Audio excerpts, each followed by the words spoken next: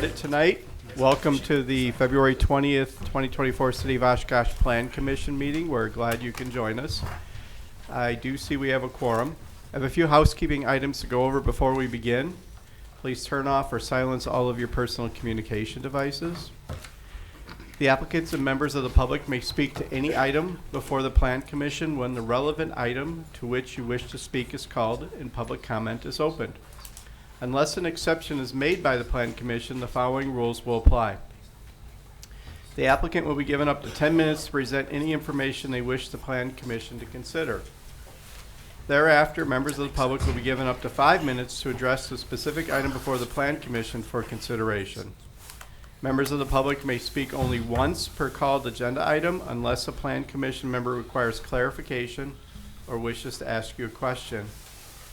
Questions or statements from the audience will not be considered. Only statements from the podium after your stated name and address and within the allowed time constraints are taken into consideration. After all community members have had an opportunity to speak on the called agenda item, the applicant will be asked if they have a final statement for the Plan Commission, and then the Commission may take action on that agenda item. The Common Council has also adopted rules of decorum for city boards and commissions, including the adoption of a civility pledge. No person shall personally attack a board or commission member, city official, staff, or any other person. No person shall make irrelevant, unduly repetitive, offensive, threatening, slanderous, defamatory, or obscene remarks, or act in such a manner as to disrupt or disturb the orderly conduct of the meeting. This includes hand clapping, stomping of feet, whistling, shouting, other demonstrations. I appreciate you all understanding this. Now on to the agenda. Roll call, please. Mr. Nichols? Here. Mr. Bowen? Mr. Coulibaly? Ms. Davy? Here. Councilmember Esslinger? Here. Mr. Ulrich? Here. Ms. Pratt? Here. Ms. Shireman? Mr. Lowenstein? Vice Chair Kiefer? Here. And Chairman Perry. Here. 7 board members present. Thank you. Before we go on to the approval of the minutes, I do have a change or correction tonight on item number 3 will be tabled. When we get to item number 3, I will ask for a motion to table. Yeah, just quickly, we received word from the applicant yesterday. They're trying to work with their neighbors on some potential changes to the property and the site layout. So they wanted to have ample time to address some of the questions, concerns they've had, evaluate it, get it into their site plan before they brought it before this board. I wanted to mention that ahead of time in case people are here for that specific item on the agenda. All right, approval of the February 6, 2024 minutes. Move to accept as written. Second. Okay, we have a motion and a second. Is there any discussion on the minutes? I'm seeing none. We can have a voice vote on this one. All in favor, say aye. Aye. Any opposed, nay? Any abstentions? The minutes have passed. Item number 1 is a residential design standards variance to allow a home addition on the front facade of 2008 Mitchell Street. William Ninas is the owner. Chris Kidd is the applicant. Have there been any site inspections? Okay, those are so noted. I will accept the staff report as part of the record. Please present your summary. Thank you, Chairman. So the applicant is requesting an approval of a variance from the city's residential design standards to allow a home addition on the front facade at 2008 Mitchell Street.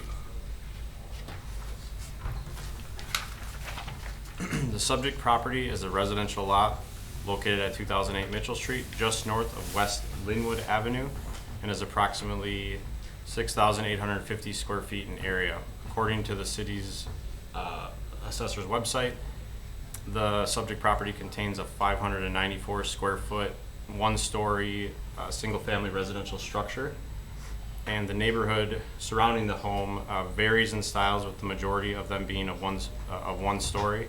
There are a couple of 2-story structures just on the southwest corner of West Linwood. And to the north of this property is the Mitchell Park condominiums that are all 1-story homes as well. In December of 2023, the applicant submitted design plans for an addition on the front facade And at that time, the applicant was made aware that the submitted design plans did not meet the city's residential design standards and therefore could not be approved. The applicant requested a variance and staff provided the appropriate application. The applicant proceeded to submit the design standard variance applications to allow for said addition on the front facade. The applicant, as stated, would like to add a 600 square foot, 2-story addition to the front facade of the home at 2008 Mitchell Street. The picture on the screen is a 2013 Google Street image. According to the applicant, the proposed placement of the addition was done so because of the home's current layout, explaining that the rear of the home is where the kitchen and bathrooms are located, bathroom is located, which contain major components like electrical, gas, water, and cabinetry. The applicant feels that proposing an addition off this side of the home would incur unnecessary financial hardships because the majority of those components would have to be redesigned. The applicant also stated that the current design standard codes restrict doing a project that would allow a reasonable way to expand the footprint of this home. The applicant also stated that the current front setback of this particular property does not look proportioned to the neighboring properties, and that the addition would provide some curb appeal to the neighboring properties, well, to this property and to the neighborhood itself. While staff understand that the applicant feels that addition off the rear of the home would cause an undue financial hardship, financial and self-imposed hardships are not sufficient reasons for granting a variance. In conversations with the applicant, staff explained that per the city's residential design standards, the proposed plans cannot be approved because there is sufficient space provided off the rear of the home to build an addition, and the design standards do not provide an exception to that requirement simply based on the home's layout. Furthermore, and based on the provided drawings that were submitted with the application, city staff explained that the design standards do not allow an addition's roof line to be taller than the principal structure's dominant roof line, and that the addition's height shall not overpower or overscale or overall in scale and massing of the principal structure. So there is an exception built into the code from this height requirement that can be made if the proposed addition matches the original roof line. However, as proposed, the current roof design of the addition of the 2-story structure did not meet that exceptional requirement. It should also be noted that the Building Inspections Division had concerns with the plans as proposed because the second story is showing a double cantilever design, and there is no explanation of how they were going to accomplish that.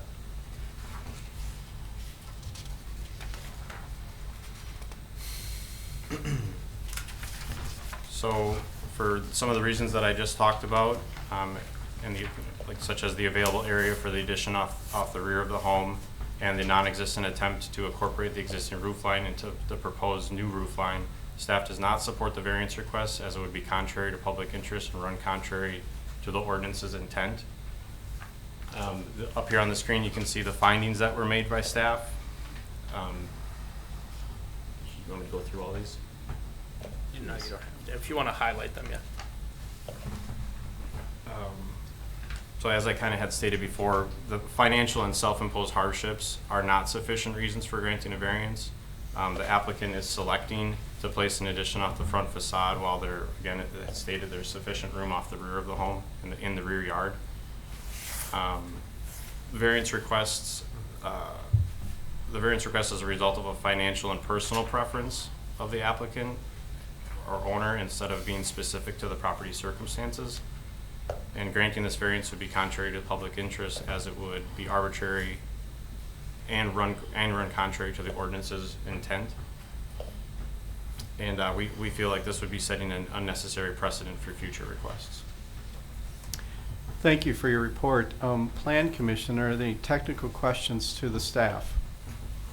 Mr. Nichols. If this were a vacant lot and they wanted to build the house shaped this way, would there be any restrictions to doing that? Yeah, our design standards, so there's separate set of design standards for infill lots versus remodel and addition. A 2-story would likely not be permitted through our infill design standards, as it is predominantly a ranch style area. So we do have some compatibility requirements within the code. Sure. If it were a 1-story and they wanted to build it, are there any setback issues or any other issues at the lot, or is it truly just it's on the front of the home and that's the problem? There's definitely room. I mean, that standard, there would be room. We would use the averaging of the block in order to determine the front where the front facade could be. But again, there's other provisions in the code that when you're doing an addition specifically, that's stated, it should not be allowed out the front.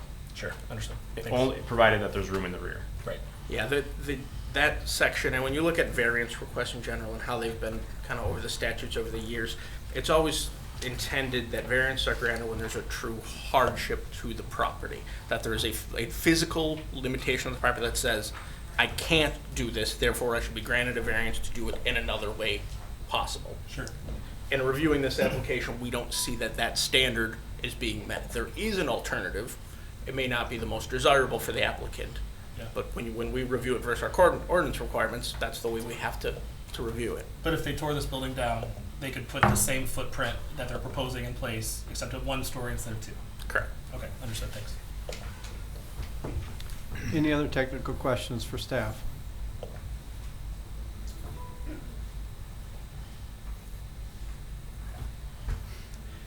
Okay, I'm seeing none.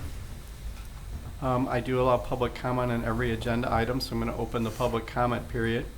Is the applicant here and wish to address the board? Yes. If you can approach the podium and state your name and address for the commission, we'd appreciate that. Designated speaker here. Right at the Oh. podium, right here.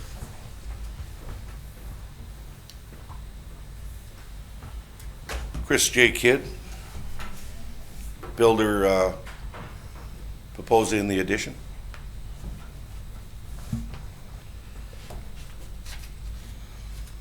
So I know you've talked about some credentials there. As far as having a front entrance, is that something that the board could consider for this addition? I guess, what do you mean by front? There's no front access. Typically homes have front accesses. Enhances the homes.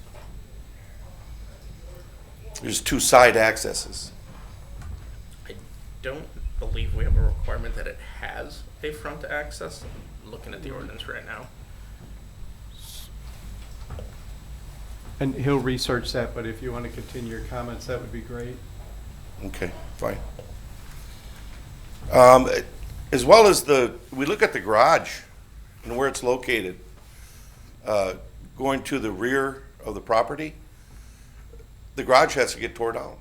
The garage has to be removed to go to the back of the property. So that had a lot to do with the design of where to put the addition. There's no access to that rear area, even if we moved, let's say that rear wall to the west over and tried to get into that space. Of course, all the other things that we had mentioned in our variance has a lot to do with those factors as well, with the plumbing and all of the utilities are pretty much there.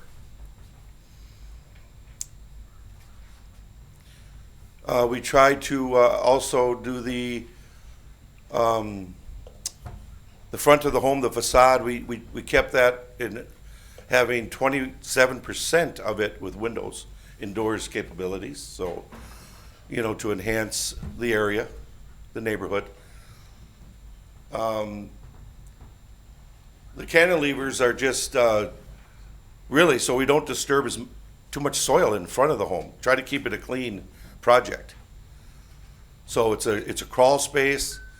There won't be a lot of issues with erosion control, anything like that. So, and as far as the design on the roof, I mean, if we clipped the gables and made it the design of the other roof lines, I don't know if that's a part of the recommendation.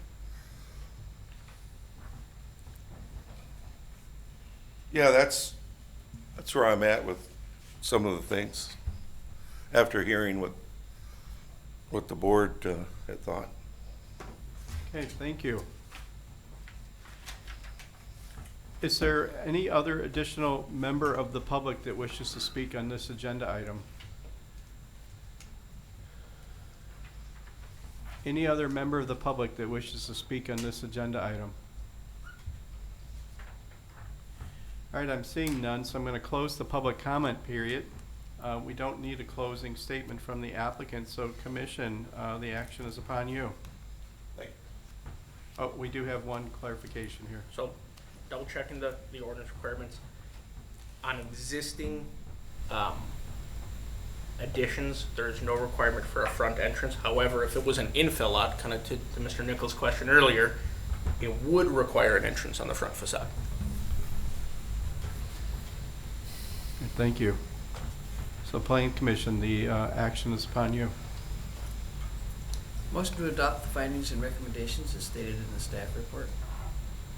I'll second. Okay, we have a motion and a second to adopt the findings as stated in the staff report.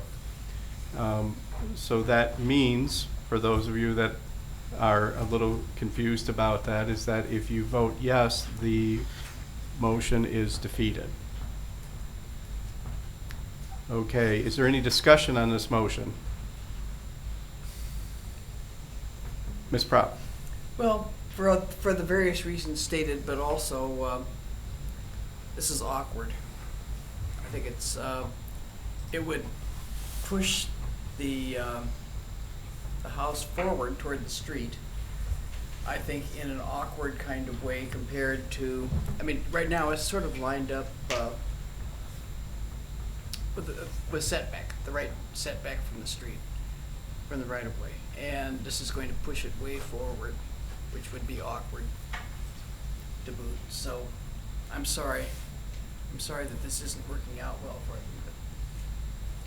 Any other discussion on the motion? Mr. Nichols? I think that this property owner is trying to make an existing home larger so that they can continue with their purposes in it. I think we don't have enough housing in the city as is, and this person's trying to make do with what they have. I think with what the staff said, that this footprint could be built on an infill lot. I think we should modify the findings to say that the two-story cannot be built under the variance. However, they can build an additional, a one-story addition on the front of the house, because that footprint will be allowed under the code anyway. I don't think we should require residents to tear down the home to build the exact same footprint that they could have been given otherwise. So I think I'm moving to modify the motion. Would I do that now, or would I? Do we need to modify it if they have to fall with under the existing statute or code? So They have to tear it down, and so I want to modify it so they can have a front addition. this gets a little tricky, because the motion on the floor would be to deny, so we couldn't change a finding. We'd want to approve it, because they would still need design standards variance to build a one-story addition on the front, just based on this provision that says you can't build on the front. So if that is the case, and the plan commission wants to go in that route, I would actually probably say should make a new motion to approve with the findings and conditions that you would feel be appropriate. Because the one we have on the table, I don't think could be modified to make that change, if you're following what I'm saying. Because the motion on the table would be to deny the design standards variance. They would just need a different one to do your proposal. Am I being clear or not? You are, but what do we do with the existing motion? Do we table it, or do we modify it, or do we ask Well, to you could, retract it? I would suggest if that's the way you want to go, you asked if it be retracted, and if you want to make a new one. But I guess you may want to maybe wait and see what other, Yeah. I'll wait and see what other people All say right. first, before I ask anyone to retract the motion. Okay, Mr. Lowenstein?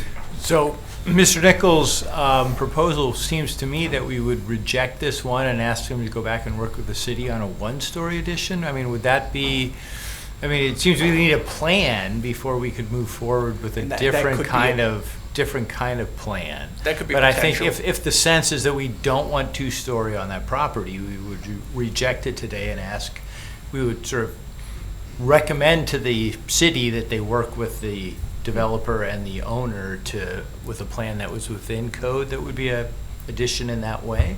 I mean, that would be my sense of how we might, our recommendation to the city would be work with the owner to find a different solution to expanding the footprint of the house. I guess my question would be, I'm assuming there's a fee associated with a variance request? Correct. So if we went that route, there'd be a second fee, is that right? Yes. For a new variance request? Correct. So So could they'll we- pay the notification. Could we do it this way and say that one of the findings is that the applicant has to work with the city on new plans that would be compliant as if this were a new build on infill lot? So I would say 2 options to avoid an additional application fee. We could try to do that. A better solution may be to table it and give us time to work with them, if they're open to working on that solution, and then bringing it back, because we can bring it back under the current application, just with it updated what it is. Got it. Any other discussion on the motion? Ms. Prop? Yeah, if that idea moves forward, I still want to know, what about the setback? Is that how far might it be built toward the right-of-way? So I know the viewers at home probably can't see this, but the way the code reads, if we were to go that, I think we would recommend that we use the infill Correct. block. Infill standards. So we would take this setback, take an average. This current setback, yes, all these setbacks on the block, come up with an average. Between the two, closer than 2 neighboring lots. Correct. So that's not going to Need a give them separate much variance space, for that. I'm guessing. Well, at that point, we'd have to figure out that number and then see if the owner was even willing to entertain, that addition, if it was. So, as Brian just stated, there's a couple of provisions. There's there's the averaging provision, and there's also a lineup provision that says you're not supposed to go any closer than the adjoining one or farther back than the adjoining. So they would only get minimal relief in that nature because, these are the ones that are potentially closer. The ones adjoining are already so far back, you might only get a couple of feet through those provisions. But could that be included on the variance request if we tabled it and sent it back? Correct. Through the variance, so just gonna use random numbers. Say they only get 2 feet, but they could ask for a variance. We could modify a variance through the design standards to say, actually, we're gonna give them 15. 10 feet, 15, whatever it is. We could look at the average and say, okay, you need a variance to go up to the average, even though you're out of line with the adjoining. Got Is it. that kind of your, Yeah, I think, sorry, Ms. Prop, did you have more to say before I? Do you have anything else to add? No. I think, so did city staff discuss the possibility for a 1-story front addition, or did they not because it wouldn't have been permitted under code anyway? it would have still needed some type of Variance. design standard variance. Okay, I think my opinion is, and so I don't know everyone else's, but I know we have a motion on the table to rule on, but my opinion is that this applicant should have the opportunity to talk to city staff about all of these options. Again, there's not enough housing as it is. I think expanding the footprint, the concerns about the garage, the fact that they want to use their existing home, I think are all valid, and having reasonable designs with the city makes a ton of sense here. So now do I make a motion to table this, or do we have to rule in the other motion first? We'd have to either roll the motion Cancel the motion. or have it withdrawn. The first motion. Do you want to withdraw the motion? Not really. Okay. Okay, any other discussion on the motion? I'd like to mention one part of it that has me thinking very much about this, and the last recommendation is setting the precedent. And we've talked as a board many, many times about what we do to set a precedent, or could this action set a precedent that we can or can't live with in the future. I've always been a proponent to not setting those precedents when we have other things around there, and because of that, this is one thing that I would not be able to support and would be voting in affirmation of the motion on the floor. Any other public discussion before we go to vote? Okay, we have a motion on the floor to approve the denial of the design standards variance. Mr. We Chairman, will, yes, if sir. I just could, maybe a procedural issue. I believe Mr. Ulrich was the one that seconded the motion. If he removes his second, and then we don't have a second, The motion dies for lack of a second. And we would need a new motion. I'm still going to keep my second on for the sake of having the vote go through because I also agree about the precedent being set. I don't want this to trickle down into historic neighborhoods or other places. I'd rather it get shot down by people who don't agree with it, but it's good for procedure. Thanks. Okay, any other discussion on the motion? All right, we're going to have a roll call vote, please. Mr. Nichols? No, That was yes or no? No. it was no, No, but okay, no sorry. means. Ms. Yeah. Davy?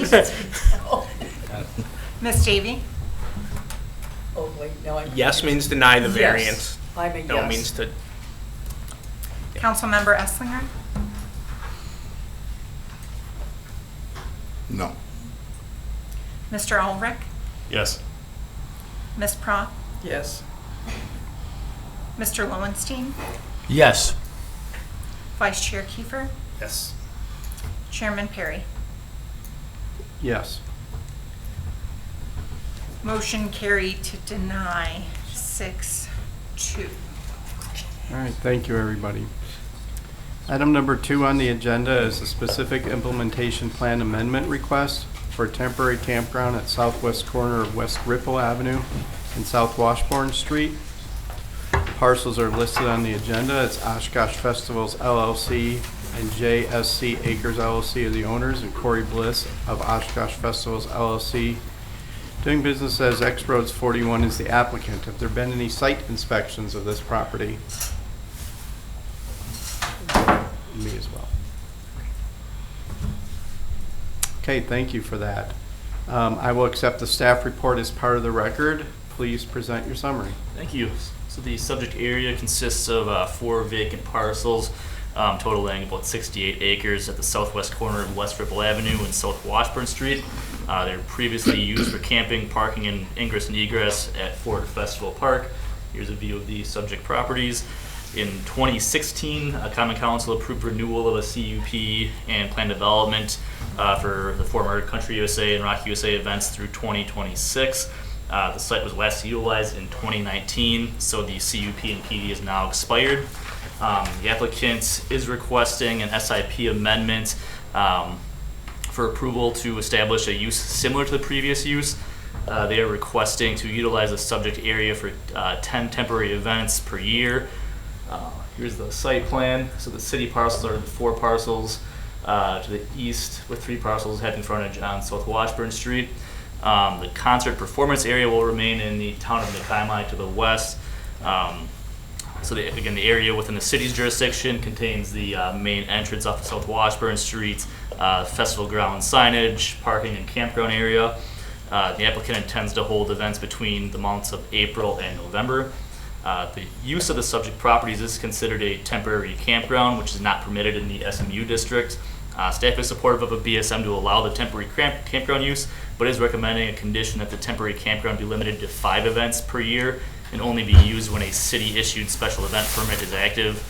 Given the temporary nature of the use and historical use of approximately 3 events per year, staff feels that the maximum of 5 events of up to 8 days each per year is appropriate. So here's kind of a closer view of the parcels within the city. The site is accessed from the main entry on South Washburn Street, as well as 5 access points in the town of Nicolet on West Ripple Avenue. The plan also shows 2 gated accesses off of South Washburn Street within the city. Staff is recommending a condition that only 1 primary access be permitted off of South Washburn Street, and the 2 additional access points are gated and used for emergency access only. The applicant is requesting BSMs to allow temporary campground use without the code compliant parking stalls, to allow the gravel drive aisles and grass parking, parking drive areas without curbing, lighting, and striping, and to allow the commercial use without the code required pedestrian bicycle access. Staff is supportive of these BSMs as they are unique to the proposed temporary campground use and will only be utilized on a temporary and seasonal basis for events, and it is consistent with the functionality of the site for previous events. The applicant has submitted plans for a 2-sided 11 by 36 electronic message center sign on the south side of the South Washburn Street entrance, and then there's an existing monument sign nearby, and they're also proposing a static 11 by 36 sign on the northern parcel along South Washburn Street. Both of the proposed signs have an overall height of 30 feet, which is compliant with SMU standards. The zoning ordinance allows up to 400 square feet of signage for each of the parcels with frontage on Washburn Street. Electronic message boards are limited to one per lot with a maximum area of 100 square feet. So the applicant is requesting a BSM for increased electronic message center sign area to 396 square feet. Staff is supportive of the increased EMC size due to the large scale of the site and the events. Staff is comfortable that the applicant has offset the BSM by only providing signage on 2 of the 3 parcels, as they would have the ability to also provide a 400 square foot sign on the middle parcel along Washburn Street. The applicant is requesting a total of 1,800 square feet of temporary signage, including 800 square feet of temporary signage over 8 feet tall up to 20 feet tall, and code allows a maximum of 1 border banner sign per lot with a maximum area of 32 square feet and maximum height of 8 feet for border and banner signs and 20 feet for waving signs. So by code, the applicant would be permitted 3 temporary signs for a total of 96 square feet. So they're requesting about 19 times what's allowed for temporary signage. Staff is supportive of a BSM to allow the increased signage height up to 20 feet for the gateway entrance sign shown here. In exchange for the increased temporary sign height, staff is proposing the gateway entrance sign to have an increased setback with a minimum of 120 feet from the South Washburn Street frontage. Staff is also recommending a BSM to allow up to 835 square feet of temporary signage. 675 square feet of the total temporary signage would be accounted for by the gateway entrance sign, and they could have an additional 4 5x8 temporary signs. Staff is recommending a condition that temporary signs are only placed on the site when a city-issued special event permit is active for the site, and all temporary signage displays must be directly related to on-site events. With that, staff recommends approval of the SIP amendment with the findings and conditions in your staff report. All right, thank you for your report. Plan Commissioner, are there any technical questions for the staff? Ms. Prop? Were the driveways gravelled last time around? Yep. All those internal access drives are in various states of gravel, dirt, deteriorated gravel, dirt, so there would be no change. I know they are, trying to replace some of the gravel to make sure they're decent from a maintenance standpoint, but those were all previously like that. Okay. That's all I. Ms. Davy? The sign that has been there, is it going away? My understanding, we can clarify with the applicants already, the Ford sign will go away and be replaced with one of the 2 new signs. Okay. Any other technical questions? I have one. What is the sanitation situation with a temporary campground permit? Yep. So they will go through county health for those permits. So dump stations, that kind of stuff? We can see if they have a little more insight, but they're mostly handled through county health. It's not something we typically get involved with. Okay. Any other technical questions for staff? If the recommendation is for 5 events per year to be evaluated in the future, do we need to set an actual timeline for that to release the ambiguity, say review it No, in we 2 haven't. years? My recommendation is no, we have it stated that way, that if at some point they grow to a point where they believe they would want to exceed 5, it would trigger the need for them to come back to this board through an SIP amendment. Any other technical questions for staff? All right, I'm seeing none. I allow public comment, so I am going to open the public comment period, request a statement from the applicant. Is the applicant here? You can approach the podium and state your name and address for our records, please. I am Corey Bliss. I am the general manager of Oshkosh Festivals, and underneath Oshkosh Festivals is the Crossroads 41 music event. Is our inaugural event, August 8 through 10.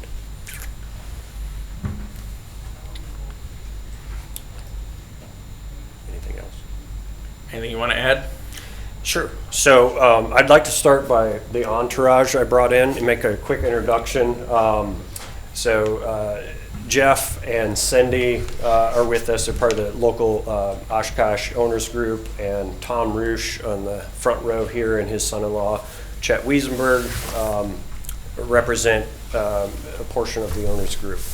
And then my wife sitting in the second row, and one of our managers, Bob, that we've hired to just help us organize the event.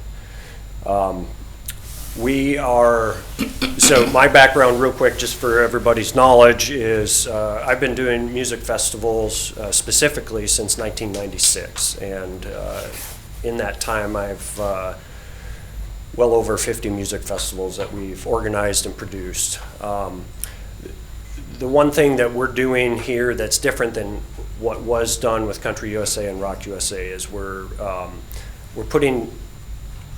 developing an event that is very much more on the high end of the music, the common music festival. So higher end experiences, more customer service focused elements, some unique experiences within the experience, kind of curating. Our hope, our goal is to have the Midwest premier event located here in Oshkosh. Other premier events in the country, Coachella out in the West Coast is one that comes to mind that has been around for a long time. And they do things, they execute things really at a high level from a fan experience standpoint. And that's one of the things that is one of our goals. But our number one goal is safety.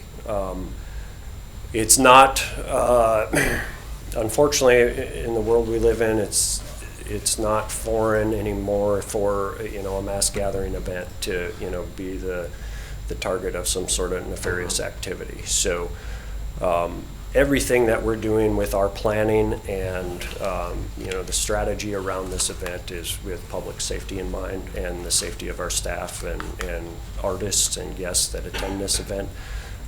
So some of the improvements we've currently gone underway with are public safety improvements. The others are just grounds improvements to handle some of the water or mud that was common with the previous event. Long term, there's certainly a appetite and a desire to build some permanent infrastructure and things like that on site, buildings and so forth that can replace temporary infrastructure, tents, porta-johns, things of that nature.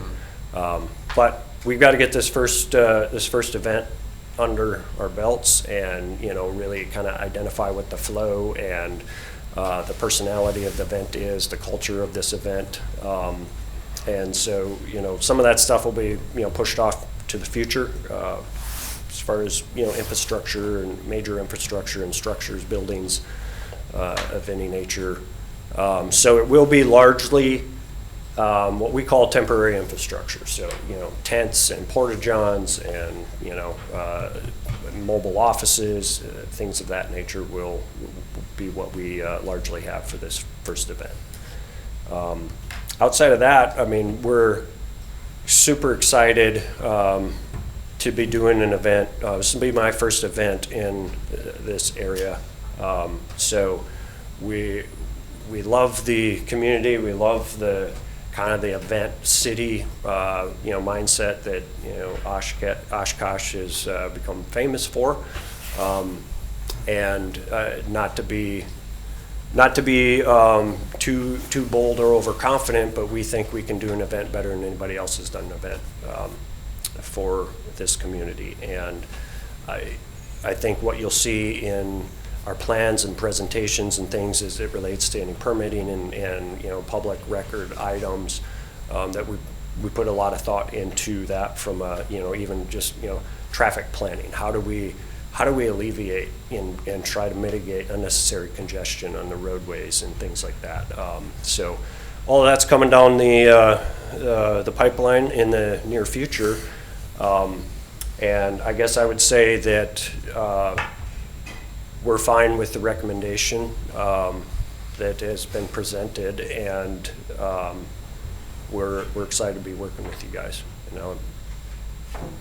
I'll answer any questions anybody has at this time, if that's appropriate. Thank you. I'm going to allow other members of the public a chance to speak, and then we will be calling you back up to ask questions. I can guarantee that. Okay. All right, thank you. Is there any other member of the public that wishes to speak on this agenda item? Any other member of the public that wishes to speak? All right, I'm seeing none, so I'm going to close the public comment period and ask the applicant to come back up to the podium again for a closing statement, but also to retrieve questions from the Plan Commission. Ms. Prop. Yes. I'm glad to hear that you want to offer a high-end music festival. You mean from the musical standpoint. But then also sounds like you've got standards. Yes. And I appreciate that.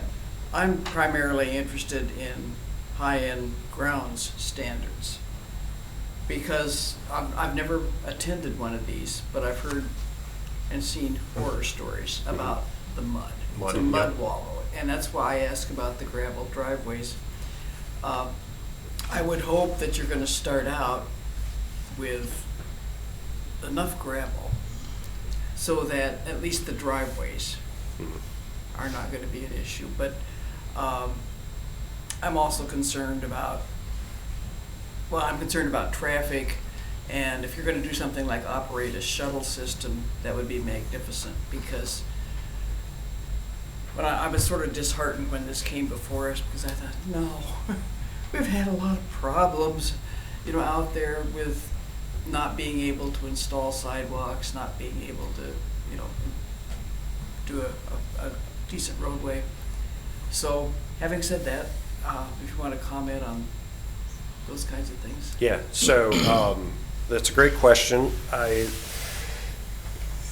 As was commented on previously, we are topping off with gravel all the existing roads, improving those, to putting a crown on everything so that the roadways are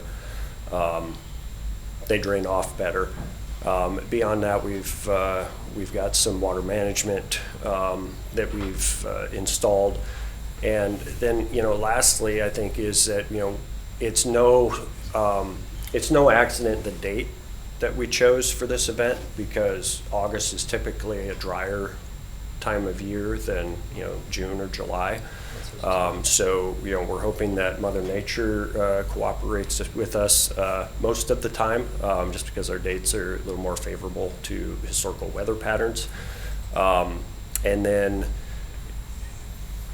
I think I can't speak real in depth yet to some of the future improvements to the site, but I think what you'll see with the group that we're working with is an appetite to do things, even roadways, sidewalks, things that done at a high level, not done on the cheap. So we want whatever investment that is put into this site to last a long time, and then also be flexible for any number, thousands of people that might be attending there. So there's a 1-year plan we have in place for this first event. We've got a 5-year plan and then a 10-year plan that we're working on. It's kind of our master plan for the improvement of this site. Thank you. Ms. Davy. Obviously, you missed the Murphy's Law of weather. Right. If you have a concert, it will rain. But I'm more curious about the sign that's there. Are you getting rid of the Ford sign, the logo? Yes. Yep. Just wanted to be sure, thanks. Any other questions? I have a question because we're talking about a campground or a temporary campground, and I mentioned it earlier. I'm very concerned about public sanitation, especially with the campground. People will be renting tents and or RVs, and even though it's 3 days, I can see a lot of valves being opened into the grass, and so I'm wondering if there's a plan to address the public sanitation issue or not. So we will work closely with public health on whatever their requirements are. In addition to that, we will have a RV pumping service available on site that will connect directly to the outlet on your RV and pump your tanks. We've found that by introducing that at other events in other locations in the country, that's, I won't ever say 100%, but it's taken care of the vast majority of, those types of issues. And then we also have not only pumping to extract the waste, but we also have another vendor that will fill water tanks as a customer service for folks. So what we're really trying to set up is all your conveniences are right here. We don't, and when I touched on the higher end experience, part of that culture starts in the campground, right? In what you tolerate, what you turn your eyes from and just ignore, or do you put together a more harder approach to it because it improves the overall experience? And campgrounds are where we're going to put that emphasis, and so even the cleanliness of your individual campsite, depending on how messy it is, we might make an example of that customer and say, I'm sorry, but you have to leave because you haven't complied with, cleaning up of your personal campsite. Ms. Davy has a follow-up question. I do. It goes along with this. Are you planning to do anything about recyclables? Yes. Can you explain? So actually, I have a meeting tomorrow to start to get some of those plans finalized, but we will have an active aluminum and cardboard recycling program in addition to the food waste and things of that nature, that other waste that's not commonly recyclable. Councilmember Essling. Thank you, Chairman. Sir, I know the event you have here is, correct me if I'm wrong, but geared more towards the country music. Is that going to remain that way, or do you see you doing other rock or pop events? I love that question. So we're saying for this first event, which is it's inaugural and will be an annual event, is country leaning in our talent. If you've checked out our talent, you'll see that it's not all country, and that's what I mean. It's country leaning, but we'll largely be a country lineup. The next event that we're currently in the process of planning, which may or may not roll out in 2025, is going to be more programmed on the rock leaning side of the genre. We think country and rock in this part of the country, is going to be what the masses, appeals to the masses. So that would be the direction we'd go for our second show. Thank you. Thank you. Any other questions for the applicant? If I could just make 2 quick notes, if you don't mind. The plant director would like to make 2 quick notes. One, just as a reminder, they will also need special event permits, which get into more of the public safety side of things, traffic, lighting, all of the stuff that goes with public safety.